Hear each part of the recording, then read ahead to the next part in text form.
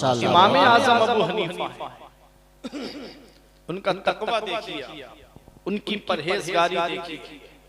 इमाम आजम अबू हनीफा का एक पड़ोसी था और वो शराबी था, और जब शराब पी के आता तो रोजाना गालियां बकता, रोजाना गालियां बकता। इमाम आजम अबू हनीफा उसको सुनते थे। एक दिन आवाज नहीं आई उसकी, तो दिन में इमाम आजम अबू हनीफा ने पूछा, वो जो रात में जो गालियां बकता था वो कहाँ चला गया? कहा हुजूर उसे तो पुलिस पकड़ के ले गई। इमाम आजम अबू हनीफा को जब पता चला कि मेरा पड़ोसी और उसे पुलिस पकड़ के ले गई, तो आप उसकी जमानत के लिए पहुंच गए। अल्लाह, शराबी है और आप उसकी जमानत के लिए पहुंच गए। और जैसे ही पहुंचे तो सिपाही ने देख के कहा, हजरत आप यहाँ कैसे? कहा मेरे पड़ोसी को पकड़ के ले आए। पड़ोसी, हर हकदार को उसका हक दो। पड़ोसी अगर गैर मुस्लिम भी है, मुसलमान नहीं गैर मुस्लिम है, तो हमारा इस्लाम कहता है कि अगर वो भूखा है तो उसको खाना खिलाओ। हमारा इस्लाम कहता है अगर वो भूखा है तो उसे खाना खिलाओ। इमाम आजम अबू हनीफा ने फरमाया ये मेरा पड़ोसी है, और वो अंदर खड़े होकर कह रहा था, लोग हमको रुसवा करना चाहते हैं, लोग हमको जलील करना चाहते हैं, हमारे ऊपर एहसान करके हमको जलील करना चाहते हैं। इमाम आजम अबू हनीफा से सिपाही ने कहा, देखा ये आपके लिए क्या कह रहा है? आपने फरमाया कोई बात नहीं, तुम इसको रिहा कर दो। जब इमाम आजम अबू हनीफा ने ये कहा तो सिपाही ने छोड़ दिया। शराबी था, आपने रास्ते में उससे कहा तू मेरा पड़ोसी है, मैं तुझे जलील करने नहीं आया हूं, बल्कि मैं तुझे इज्जत देने के लिए आया हूं, मैं तेरी इज्जत बढ़ाने के लिए आया हूं।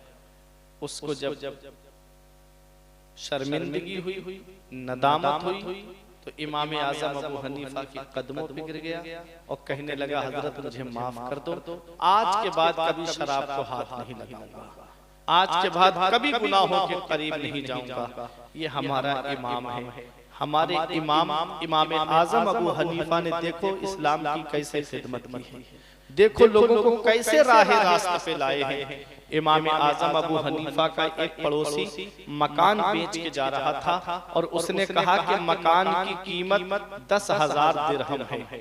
कितनी? 10,000 दिरहम। तो लोगों ने कहा इतना महंगा तो मकान नहीं है जो तूने इतनी कीमत मांगी है। तो कहा 5,000 दिरहम मेरे मकान की कीमत है और 5,000 दिरहम इस चीज के लूंगा कि वो मकान इमाम आजम अबू हनीफा के पड़ोस में है। जब इतना उसने कहा, कीमत भी तय हो गई, मकान सुबह को पैसे देना थे, मकान खाली करना था। जब हमारे इमाम को पता चला, इमाम आजम अबू हनीफा को, तो आपने उसे बुलाया और फरमाया क्यों मकान बेचना चाहता है? उसने कहा हजरत बहुत कर्जा है मेरे ऊपर, हजरत मैं बहुत मकरूज हूँ। आपने फरमाया कितना कर्जा है? उसने अपना कर्जा बताया। इमाम आजम अबू हनीफा ने 10,000 दिरहम उसको अपने पास से दे दिए और फरमाया वापस भी मत करना, लेकिन मकान बेच के मत जा, मेरा पड़ोस छोड़ करके मत जा। लोगों, अच्छा पड़ोसी किस्मत से मिलता है। मेरे आका ने फरमाया इल्तमिसुल जारा क़ब्ल दार, घर बनाने से पहले पड़ोसी देख लो। अगर अच्छा पड़ोसी मिल जाता है तो इंसान को ये भी खुशकिस्मती की एक अलामत है कि उसको एक अच्छा पड़ोसी मिल जाए, वरना ऐसे ऐसे जालिम पड़ोसी मिल जाते हैं कि कभी कोई किसी भी मामले में फंसा देता है, कभी कोई किसी मामले में उसे उलझा देता है। इमाम आजम अबू हनीफा ने अपने पास से वो पैसे दे दिए और फरमाया कि मकान बेच करके मत जा। कितनी खिदमत की है हमारे इमाम आजम अबू हनीफा ने। अल्लाह अकबर। इमाम आजम अबू हनीफा ने एक दिन आप रास्ता चल रहे थे, गली से गुजर रहे थे, एक आदमी ने देखा, एकदम देख करके भागने लगा। इमाम आजम अबू हनीफा ने फरमाया ये मुझे देख के भागा क्यों, इसे बुलाओ। जब उसे बुलाया गया तो वो इमाम आजम अबू हनीफा का मकरूज निकला। उसने कर्जा लिया था इमाम आजम से और वो दे नहीं पाया, वक्त ज्यादा हो गया। इमाम आजम अबू हनीफा ने फरमाया तुम क्यों मुझे देख करके भागे? उसने कहा हजरत मैं आपका मकरूज हूँ, मेरे ऊपर आपका कर्जा आ रहा है और मेरे पास पैसे है नहीं, इसलिए मैं भागा कि कहीं आप मुझे जलील न करो, कहीं आप मुझे शर्मिंदा ना करो। मेरे इमाम की आंखों में आंसू आ गए। फरमाया लोग मुझे देख के भागते हैं, आपने फरमाया जा, मैंने अपना कर्ज माफ कर दिया, तुझे कोई कर्जा देने की जरूरत नहीं है। अल्लाह अकबर, ये हमारा इमाम है, इमाम आजम अबू हनीफा। और सूद अल्लाह अकबर वो बुरी चीज है। पैगंबर इस्लाम ने फरमाया जिसने सूद का एक ढेला खाया उसने अपनी माँ के साथ 36 बार ज़िना किया, माज़अल्लाह। उससे भी ज्यादा बदतर चीज है ये सूद। मेरे अजीजों, इमाम आजम अबू हनीफा कर्ज देते थे लेकिन किसी से भी पैसा बढ़ा के नहीं लिया करते थे। ये उनका तकवा, ये उनकी परहेजगारी थी। एक दिन एक किसी की जनाजे की नमाज में आप शामिल हुए और जनाजा दफीना होने में टाइम लगा, देर हुई, धूप बहुत ज्यादा थी, शिद्दत की गर्मी पड़ रही थी, लोग साए तलाश करते फिर रहे थे। लोग सायों में तक चले गए, कोई पेड़ के नीचे है, कोई मकान के साए में है। इमाम आजम अबू हनीफा धूप में खड़े हुए हैं। अल्लाह अकबर, धूप में खड़े हुए हैं। इमाम आजम अबू हनीफा से किसी ने कहा हजरत ये मकान है, इसके साए में आप खड़े हो जाइए, धूप बहुत तेज है। लेकिन मेरे इमाम नहीं गए। फिर आया वो शख्स, कहा हजरत क्यों अपनी जान पर जुल्म कर रहे हैं, इतनी तेज गर्मी पड़ रही है, धूप पड़ रही है, आप मकान की साए में चले जाइए। इमाम आजम अबू हनीफा ने फरमाया ये मकान का मालिक मेरा मकरूज है, इसने मुझसे कर्जा लिया है, अगर मैं इसके मकान के साए में चला गया तो कहीं ऐसा ना हो कि लोग ये समझे कि इमाम उसके मकान के साए में इसलिए खड़े हुए थे क्योंकि वो उनका मकरूज था, उसने उनसे कर्जा लिया था, इसलिए मैं इसके मकान के साए से भी फायदा नहीं लूंगा। ये है हमारा इमाम आजम उमर फारूक आजम अबू हनीफा ने उबई बिन काब को कर्जा दिया और जब उन्होंने कोई तोहफा लेकर के आए उमर फारूक आजम के पास में, कहा कि ये तोहफा ले लीजिए। उमर फारूक आजम ने फरमाया मैं ये तोहफा कबूल नहीं करूंगा। कहा क्यों? कहा कि तुम मेरे मकरूज हो, कहीं ये शायबा ना हो जाए कि इमाम के उमर फारूक आजम ने जो कर्ज दिया है उसके बदले में ये तोहफा लिया है, कहीं सूद से मुशाबहत ना हो जाए, इसलिए मुझे ये तोहफा नहीं चाहिए। अल्लाह अकबर, ये हमारे बुजुर्ग हैं जो शायबे से भी बचा करते हैं, जो मुश्तबाह चीजों से भी बचा करते हैं, इसीलिए आज दुनिया इनको याद कर रही है, इसीलिए दुनिया इनका खुतबा पढ़ रही है, इसीलिए दुनिया इनकी बारगाह में खिराज अकीदत पेश कर रही है। मेरे अजीजों, इसी शाबान के महीने में इमाम आजम अबू हनीफा अल्लाह अकबर नोमान बिन साबित जिनका मकाम बहुत बुलंद है, जिनका मर्तबा बहुत बुलंद है, जिनकी शान बहुत बुलंद है, उनको याद किया जा रहा है। अल्लाह अकबर, इसी मुबारक महीने में शबे बारात भी है, इसी मुबारक महीने में इमाम आजम अबू हनीफा विसाल भी है। ऐ मेरे अजीजों, जरा तवज्जो के साथ सुनिएगा। और इसी महीने में आज जब 14 शाबान आती है तो लोग हजरत उवैस करनी को याद करते हैं, हजरत उवैस करनी के नाम की फातिहा कराते हैं।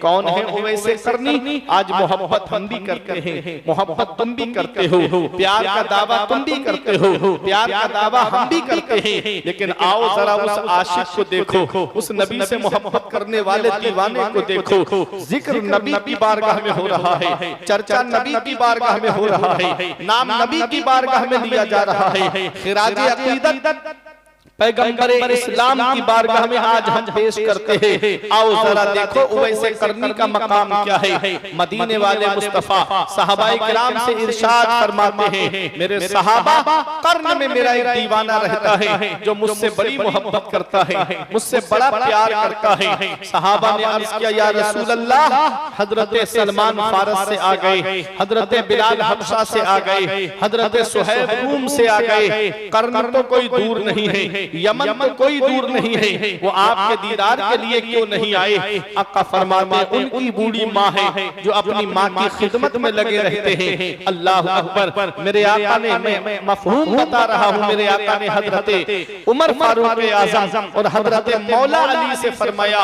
जब तुम्हारी मुलाकात मेरे उवैस से हो तो उससे अपने लिए मग़फ़िरत की दुआ कराना और मेरे उवैस को मेरा सलाम कहना और मेरे उवैस को मेरा ये पैराहन शरीफ दे देना और कहना कि मेरी गुनाहगार उम्मत के लिए बख्शिश की दुआ करे, मेरी गुनाहगार उम्मत के लिए मग़फ़िरत की दुआ करे। अल्लाह अकबर। वो हजरत उवैस करनी उमर फारूक आज़म का जब दौरे खिलाफत आया तो आपने हज के मौके पे, आज दुनिया के कोने कोने से हाजी आया है मक्के में, अल्लाह अकबर, हज के मौके पे ऐलान कर दिया, ए हाजियों, कोई जाए नहीं हज के अरकान अदा करने के बाद में, तमाम हाजी जबल कुबैस के नीचे जमा हो जाएं। अमीरुल मोमिनीन का हुक्म है, उमर फारूक आज़म का हुक्म है, तमाम हाजी जमा हो गए। पता नहीं क्या मामला है, आज अमीरुल मोमिनीन ने सबको जमा किया है। उमर फारूक आज़म ने फरमाया, तुम में से यमन से कितने हाजी आए हैं, सब बैठ जाएं। वो हाजी खड़े रहे जो यमन से आए हैं, सब बैठ गए, चंद हाजी खड़े रहे। फरमाया, तुम यमन से आए हो? कहा हाजियों ने, हाँ हम यमन से आए हैं। फरमाया, सब बैठ जाएं।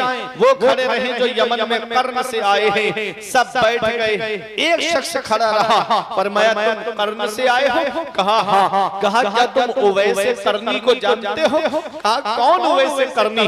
मैं तो किसी उवैस को नहीं जानता। हाँ, एक मेरा भतीजा है उवैस नाम का, लेकिन वो तो इस लायक नहीं कि आप उसका नाम लें, वो तो इस लायक नहीं कि आप उसका जिक्र करें। वो तो दीवाना है, वो तो पागल है। जब गलियों से गुजरता है तो बच्चे उसके ऊपर पत्थर मारते हैं, जब गलियों से गुजरता है तो कुत्ते उसके ऊपर भौंकते हैं। अल्लाह अकबर। उवैस करनी का जब नाम सुना तो आंखों में आंसू आ गए। आपने फरमाया, तू पागल क्यों कह रहा है? उसने कहा कि जब लोग रोते हैं तो वो हंसता है और जब लोग हंसते हैं तो वो रोता है। कहा कि जब बच्चे पत्थर मारते हैं तो उनसे कहता है, बच्चों मुझे मोटे मोटे पत्थरों से न मारा करो, जब मुझे मोटे मोटे पत्थरों से मारते हो मेरे जिस्म से खून निकलता है और मेरा वुजू टूट जाता है। मुझे छोटे छोटे पत्थरों से मारा करो ताकि मेरे जिस्म को चोट तो लगे लेकिन मेरा वुजू न टूटे, मेरा वुजू सलामत रहे। उमर फारूक आज़म ने फरमाया, वो मिलेंगे कहा यही हमारे साथ आया है, कहीं हमारी बकरियां चरा रहा होगा,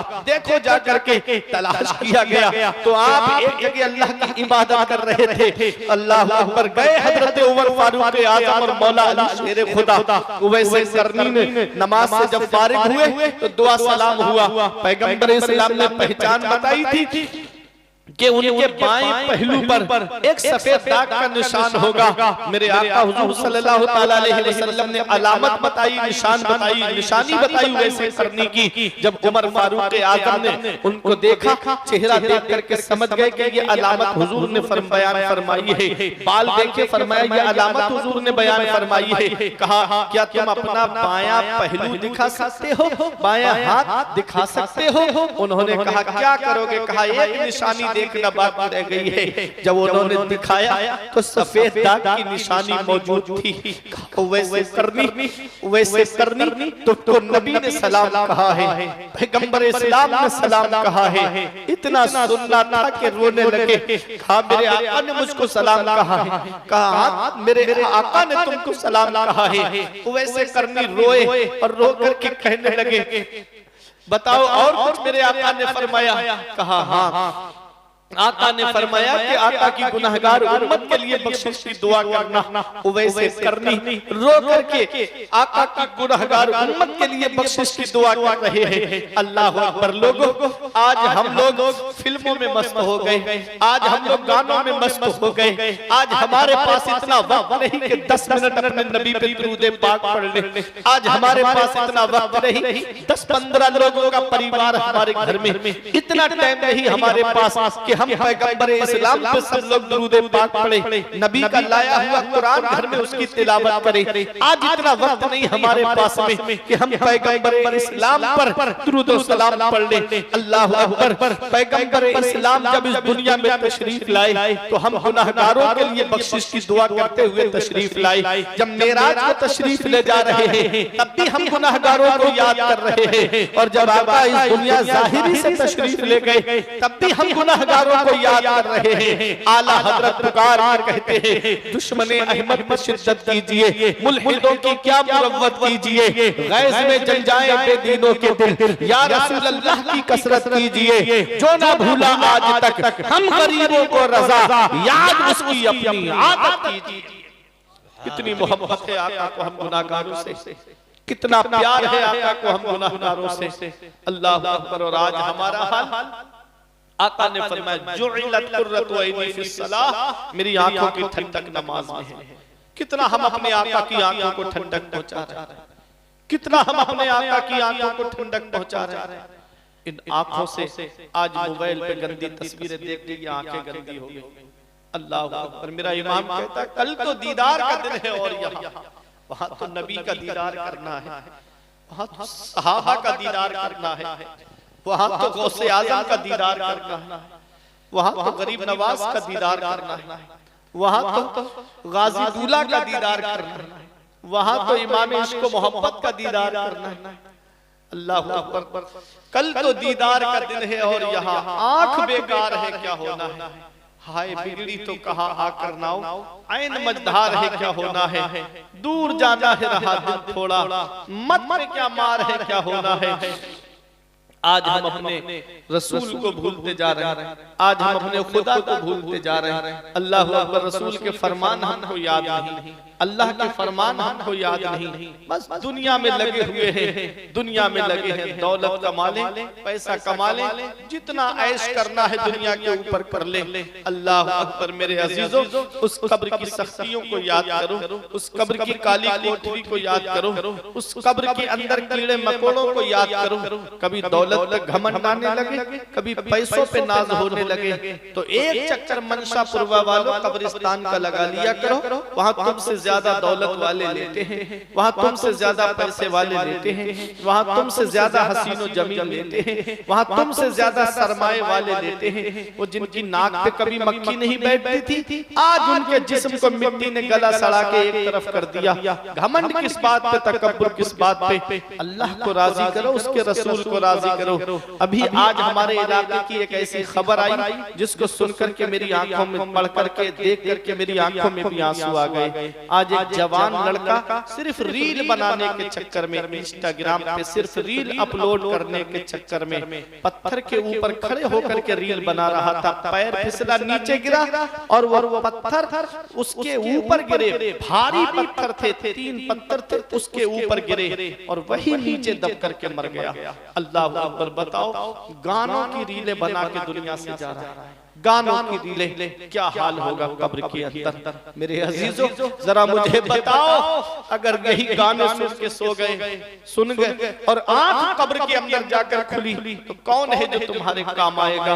और रात रात भर मोबाइल की स्क्रीन पे जागने वालों, और रात रात भर फिल्में देखने वालों, फिल्म देख के सो गए और आंख कब्र के अंदर जाकर खुली, तो कौन है जो तुम्हारे काम आएगा।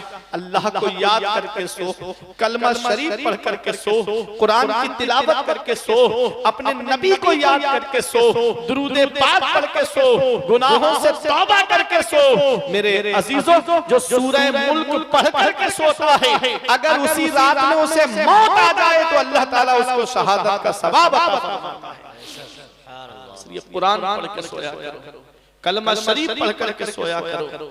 क्या पता सुबह को आंख खुली कि ना खुली, गुनाहों से तौबा कर लिया करो, गुनाहों से माफी मांग लिया करो। मेरे अजीजों, ये मुबारक रात आ रही है, शब बारात, जिसमें आप हलवा तो खाते हो, हलवे पे जिस शख्सियत के नाम की फातिहा लगाते हो, जरा उनका किरदार भी तो देखो।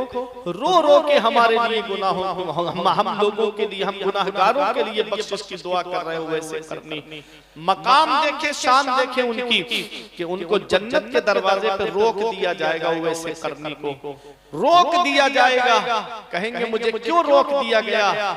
आवाज आएगी, वैसे करनी अकेले मत जाओ जन्नत में, अपने नबी की उम्मत की शफाअत करो और उसको अपने साथ में जन्नत में लेकर के जाओ। अल्लाह अकबर, ये मकाम है वैसे करनी का कि जन्नत के दरवाजे पे रोक दिए जाएंगे। और दुनिया में हाल देखो, लिबास फटा हुआ है, हमारा कपड़ा फट जाए हम बजाज की दुकान पे जाते हैं, हमारा कपड़ा फट जाए हम शोरूम में जाते हैं, हमारा कपड़ा फट जाए हम रेडीमेड कपड़े की दुकान पे जाते हैं और क्या करते हैं, अच्छे से अच्छा कपड़ा खरीदते हैं। और उवैसे करनी का जब कपड़ा फट जाता, उनका लिबास फट जाता, तो वो किसी मार्केट में नहीं जाते, किसी बजाज की दुकान पे नहीं जाते, बल्कि वहां जाते जहां कूड़ा करकट पड़ा करता था और वहां पुराने कपड़े निकाल करके धो करके पाक करके उसका पेबंद लगा करके अपने लिबास में रखते थे। अल्लाह अकबर, आज हमको भूख लगे हम 5 स्टार होटल पे जाते हैं, हमको भूख लगे हम अच्छे से अच्छे होटल पे जाकर के खाना तनावुल करते हैं। और वैसे करनी की जरा शान देखो, जब उनको भूख लगती थी तो वो तालाब की तरफ आते थे, लोग सब्जियां बेचने वाले सब्जी धोते थे तालाब में, तो कुछ पत्ते रह जाते थे, उन पत्तों को खा करके गुजारा करते थे वैसे करनी। खजूर की गुठली पे नमक लगा के चूस करके गुजारा करते थे वैसे करनी। और मकाम जन्नत के दरवाजे पर रोक दिए जाएंगे, शान जन्नत के दरवाजे पर रोक दिए जाएंगे। और दुनिया में आप देखें, ये दुनिया की जीनत क्या है, ये थोड़ी सी देर का लहव लइब है, थोड़ी सी देर खेल कूद का सामान है। कुल मताउ दुनिया कलील, दुनिया का सामान थोड़ा है, आखिरत के लिए नेकियां जमा करो मेरे अजीजों, आखिरत के लिए नेकियां जमा करो। पता नहीं मरने के बाद औलाद ने कुरान खानी कराई कि नहीं कराई, पता नहीं मरने के बाद औलाद ने ईसाले सवाब किया कि नहीं किया। ये तो हमारे सद्दाम साहब हैं कि जो अपने वालिदैन के लिए ईसाले सवाब कर रहे हैं, उनके लिए हर सालाना जो है फातिहा का इहतिमाम करते हैं, उनके लिए ईसाले सवाब की महफिल को सजाते हैं। पता नहीं कि हर किसी का बेटा ऐसा होगा, कोई कहीं जाकर के रह रहा है, कोई कहीं जाकर के रह रहा है, कोई अपने बिजनेस में मस्त है, कोई कारोबार में मस्त है। मेरे अजीजों, किसको टाइम है? माँ बाप जिंदा होते हैं तब तो उनका हाल पूछा नहीं जाता, माँ बाप हयात होते हैं तो उनकी खैरियत पूछी नहीं जाती। तो जो औलाद आज जिंदा पे माँ बाप की खैरियत नहीं पूछ रही है, वो मरने के बाद क्या तुम्हारी कब्र पे जाकर के कुरान पढ़ेगी? वो मरने के बाद क्या तुम्हारी कब्र पे जाकर के ईसाले सवाब करेगी? इसीलिए इल्मी साहब फरमाते हैं, पढ़ के तू कुरान को अब जमा कर ले कुछ सवाब, कब्र पर फिर कौन आए फातिहा के वास्ते। काम वो कर ले प्यारे जिसके 22 कब्र में बागे रिजवा से खुले खिड़की हवा के वास्ते, काम दोज़ख के किए जन्नत का है उम्मीदवार, कसरे जन्नत तो बना है पारसा के वास्ते, कसरे जन्नत तो बना है पारसा के वास्ते। मुत्तकी बनो, परहेजगार बनो। हमारे बुजुर्गों ने दुनिया की जीनत की तरफ नहीं देखा, अल्लाह को राजी किया, उसके रसूल को राजी किया। लोग क्या कह रहे हैं नहीं देखा, लोग क्या बोल रहे हैं नहीं देखा, बस अल्लाह का फरमान देखा, उसके रसूल का फरमान देखा। अल्लाह को राजी करो, उसके रसूल को राजी करो। दुनिया तो वैसे भी सबसे राजी नहीं है।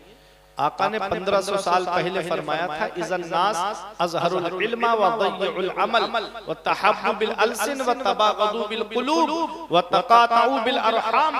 आका फरमाते कुछ ऐसे लोग होंगे, इल्म होगा उनके पास लेकिन अमल नहीं होगा।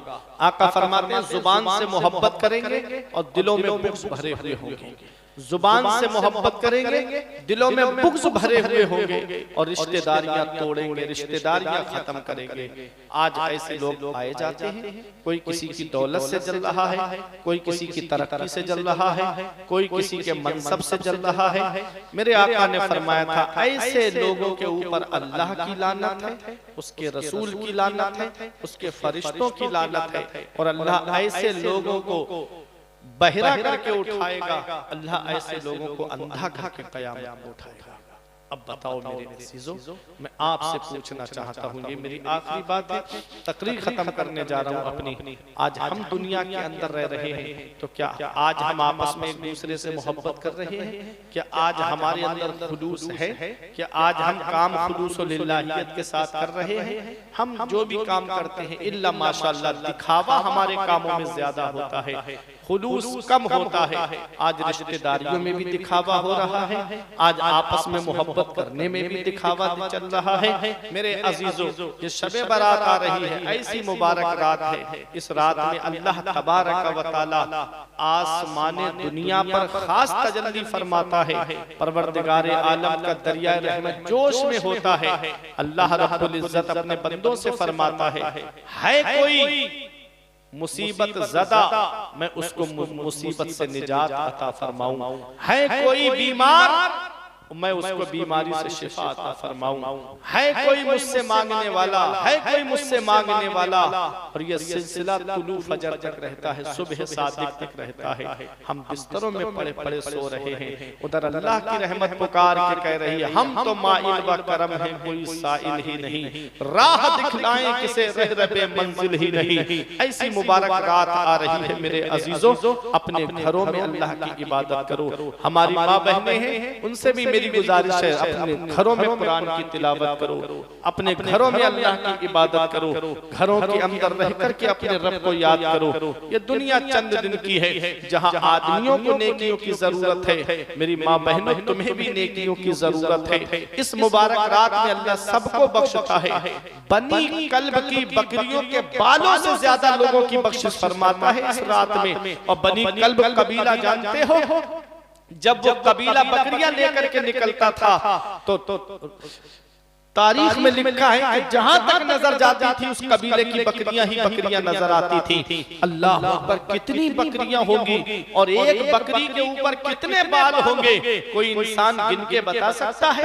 वो अपने सर के बाल गिन के नहीं बता सकता। तो जरा सोचो बकरियों के बदन पे कितने बाल होंगे और अल्लाह कितने लोगों की बख्शिश फरमाता होगा, कितने लोगों की मगफरत फरमाता होगा इस मुबारक रात में। ये तो एक तादाद है, गिनती है बनी कल्ब की बकरियों के बराबर।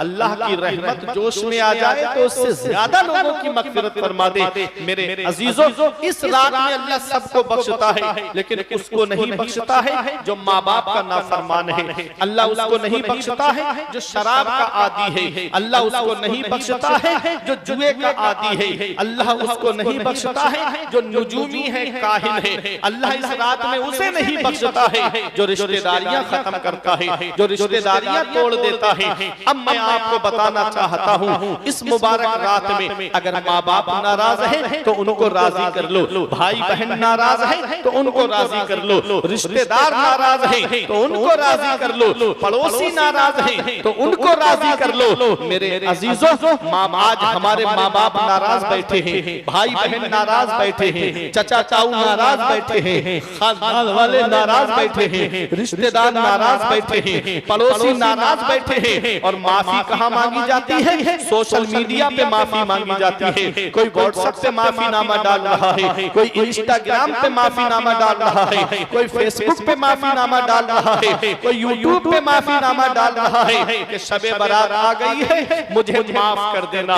मुझसे कोई गलती हो गई हो तो माफ कर देना, मुझसे कोई तकलीफ पहुंची हो तो माफ कर देना। माफी उनसे मांगी जा रही है जो तुझे जानते तक नहीं, माफी उनसे मांगी जा रही है जो तुझे पहचानते तक नहीं, माफी उनसे मांगी जा रही है जो तेरा नाम तक नहीं जानते। इधर बाप नाराज बैठा है, भाई नाराज बैठा है, चचा चाऊ नाराज बैठे हैं, भतीजे नाराज बैठे हैं, बहन बहनोई नाराज बैठे हैं, मामू नाना नाराज बैठे हैं। माफी उनसे मांगी जाती है जो पहचानते तक नहीं, जो पहचानते हैं उनसे नाराजगी किए बैठा है, उनसे रिश्ते खत्म किए बैठा है। माफी मांगनी है तो अपने भाई से मांगो, मांगो, माफी मांगनी है तो अपनी बहनों से मांगो, माफी मांगनी है तो चचा ताऊओं से माफी मांगो, माफी मांगनी है तो अपने रिश्तेदारों से माफ लो। मेरे अजीजों, इस मुबारक रात में अल्लाह उनको नहीं बख्शता है जो माँ बाप के नाफरमान है। हमारे उलमा फरमाते हैं माँ बाप के पैर पकड़ के भी राजी करना पड़े तब भी उनको राजी कर लेना।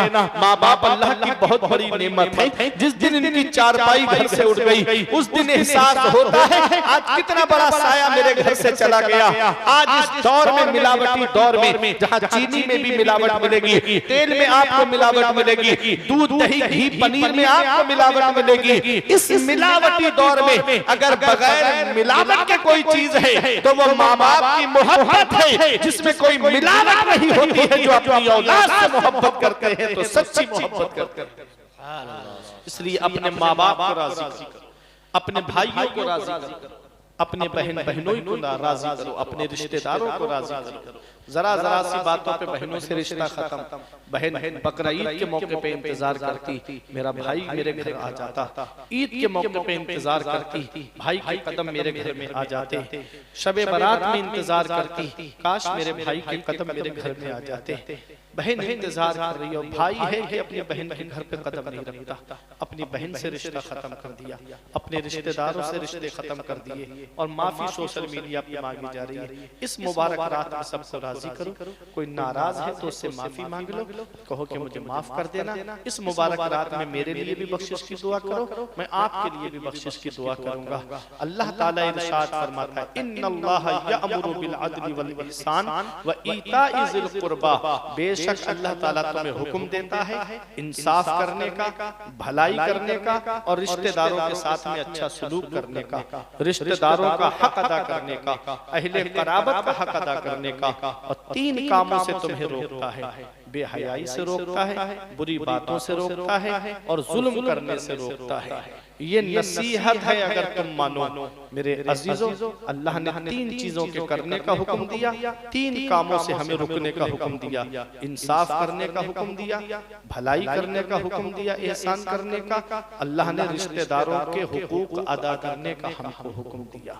हमें इंसाफ करना है, हमें भलाई करनी है, हमें रिश्तेदारों के जो हुकूक हैं उन हुकूक को अदा करना है। बुराई से दूर रहना है, सरकशी से दूर रहना है, किसी को सताने से बाज आना है, किसी पे जुल्म करने से बाज आना है।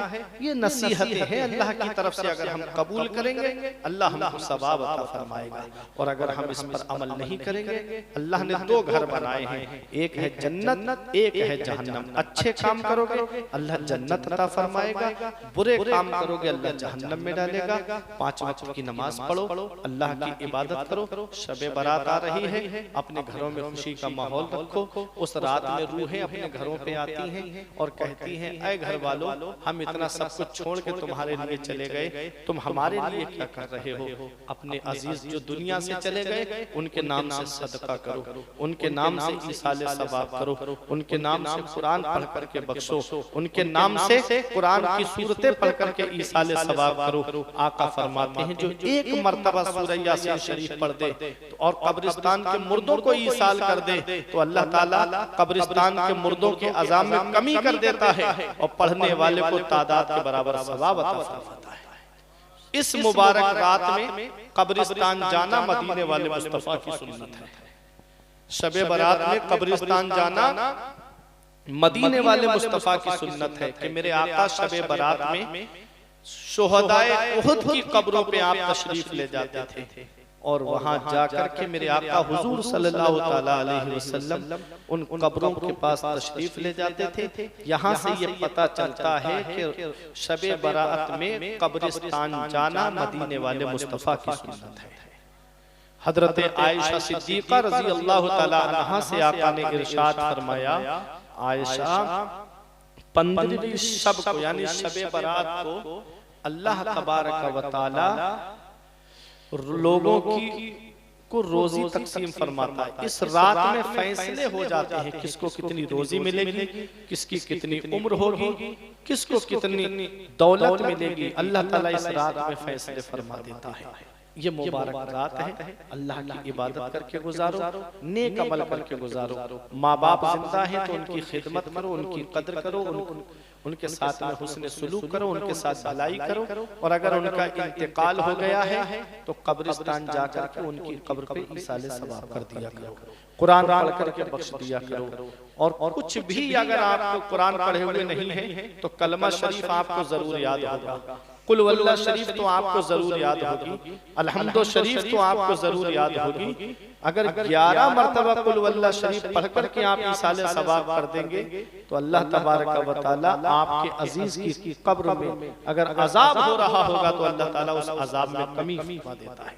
ये सूरह इखलास की बरकत है। और कलमा शरीफ की फजीलत मेरे आका हुजूर सल्लल्लाहु अलैहि वसल्लम के दीवानों आला हजरत ने अल मलफूज शरीफ के अंदर शेख मुहियुद्दीन इब्नुल अरबी की एक रिवायत नकल करते हुए फरमाते हैं कि जो 70,000 मरतबा